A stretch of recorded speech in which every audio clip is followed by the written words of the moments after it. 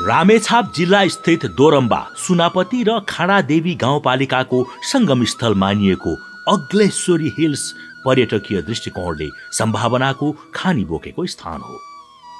यो स्थान समुद्री सतहबाट 2407 मिटर उचाइमा रहेको छ। सोही कारण यो अग्लेश्वरी हिल्सबाट चारैतिरका अग्ला हिमालहरू आँखाकै अगाडि देख्न सकिन्छ। यो स्थान अग्लेश्वर महादेवको उद्गम स्थल पनि हो। सोही कारण यो स्थानमा अग्लेश्वर 64 कोटी सुन्दरी महादेवको पूजा गरिन्छ। यहाँका महादेवको दर्शन गर्दा सन्तान प्राप्ति हुने, वरवधु प्राप्ति हुने, आर्थिक उन्नति हुने विश्वास गरिँदै आएको छ।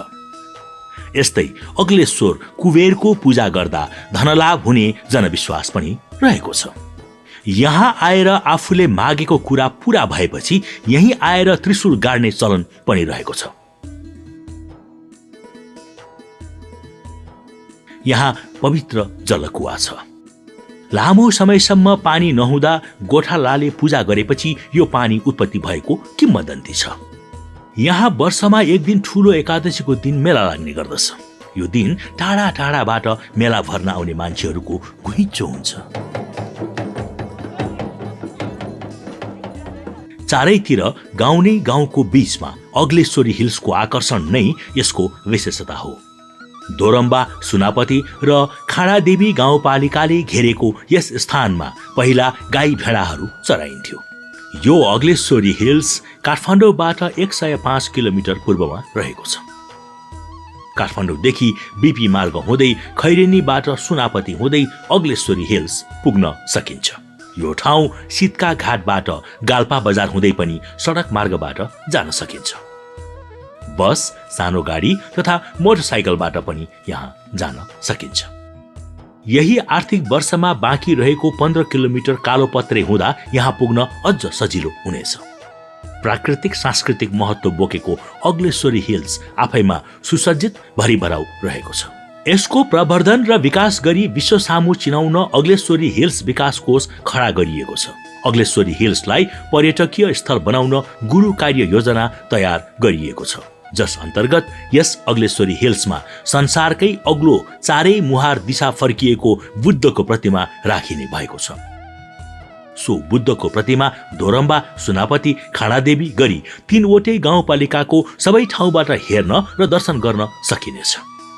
त्यहाँ अग्लेश्वरी महादेवको प्रतिमा पनि बनाइनेछ। 4 धाम केदारनाथ, बद्रीनाथ, मुक्तिनाथ र पशुपतिनाथको पनि प्रतिबिम्ब स्थापना गरिनेछ र चारै धामको झल्को एकै ठाउँमा दिने प्रयास गरिनेछ।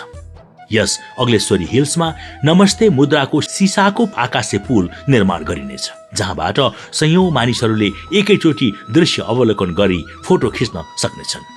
यस सिसाको पुलमा राति लेजर लाइट म्युजिकको साथमा विभिन्न रङको छुट्टै मजा लिन सकिनेछ। बीपी हाइवेको सुनकोशी किनारबाट सुनापति डाँडा हुँदै थाम डाँडा, अग्लेश्वर, सैलुङसम्म प्रस्तावित केबुल कारको योजना रहेको छ। सुनापति डाँडामा सुनापतिको परिचय झल्कने गोल्डन स्काई ब्रिज निर्माण योजना रहेको छ। यस्तै सोही डाँडामा गोल्डन स्लिपिङ बुद्धको मूर्ति समेत राखिनेछ। यस रमणीय स्थानमा सैलुङदेखि अग्लेश्वरसम्म जिप लाइन राखिनेछ, जसले गर्दा त्यहाँ घुम्न आउने हरेकले जिप लाइन चढेर मजा लिन सक्नेछन्। जिप लाइन अग्लेश्वरबाट दोरम्बा, सुनापति र खाडादेवीसम्म छोटो दूरीमा पनि राखिनेछ। अग्लेश्वरी हिल्सको त्यो उचाइमा मेडिटेसन स्थान निर्माण गरिनेछ। अग्लेश्वरी हिल्स हिँड्दै रमाउँदै चढ्नका लागि पदमार्ग पनि निर्माण गरिनेछ।